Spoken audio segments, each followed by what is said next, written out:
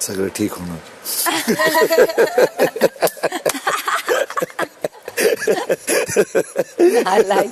नालायकांनो.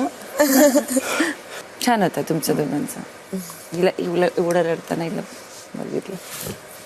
हे आहे इमोशनल, खोटं बोलते.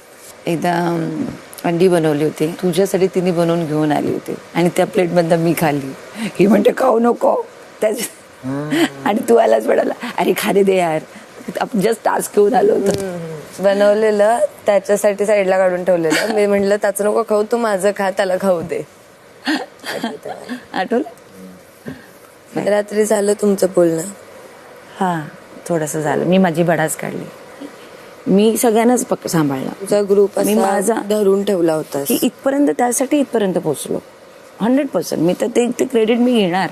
पण मला माहित होते की कुठेतरी तन्वी प्रभू बरोबर सेटल आहे, ती त्याच्याबरोबर म्हणते मी पण बसायची, बोलायची, माझ्याकडनं जेवढं व्हायचं तेवढं मी करायची. तन्वीचं मला ती जे बोलते आणि करते ते दोन वेगळी गोष्ट वाटतात. आणि ती स्वतःचा गेम खेळ, पण त्या गेम मध्ये ना ती काय करते ना, फक्त स्वतः पुढे जाते. बाकी लोकांना बाकी लोकांना तू जातं मला खेळायचं, माझी ट्रॉफी, माझं हे, बाकी सगळे गोट्या खेळायला. असं नाही. आता मी तुला सांगते, तुला उमेदवारीमध्ये तिने वोट नाही केलं ना, तिचा पण सेम पॉइंट ऑफ व्ह्यू असणार आहे. फक्त तिने वापरलं काय रिझन की त्याच्याने माझा बॉन्ड चांगला आहे, त्याच्याने माझं नातं चांगलं आहे, तुझी माझी मैत्री आहे, तुझं माझा बॉन्ड तितका चांगला नाहीये म्हणून मी त्याला वोट केलं.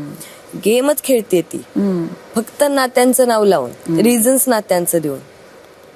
हेच काल मी बोलत होते. हे एक नोटीस केलंस तू, राकेश दादा रिसेंटली तिची प्रायोरिटी झालाय, माहितीये मला. कारण का त्याचा गेम अप झालाय आणि तो स्ट्रॉंग दिसतोय. तिला असं वाटतं की तो फायनलिस्ट होऊ शकतो, त्याच्यामुळे त्याच्या प्रायोरिटीमध्ये त्याच्यासोबत कनेक्शन आहे. का तर नात्यांमध्ये अडकून तुला सपोर्ट करायची कधी वेळ येऊ नये. तिला जो फायदा मला हीच गोष्ट नाही पटत की गेम मध्ये नात्यांचा वापर करणं. तो धडधडीत सरळ बोलून टाक ना. मी पहिला आठवडा जेव्हा रेवाला मी घेऊन आले ना, तो आठवडा ती रेवाच्या विरोधातच होती पूर्णपणे. रेवा नकोच होती. प्रभू गेला ना, मग कोणतरी पाहिजे ना ऐकत बसायला आपलं. आता तुझ्या केसमध्ये कसं आहे, तू पण प्रत्युत्तर देतेस, तू बोलतेस, तू फक्त ऐकून घेत नाहीस ना. कळतंय तुला? इतके दिवस गेले.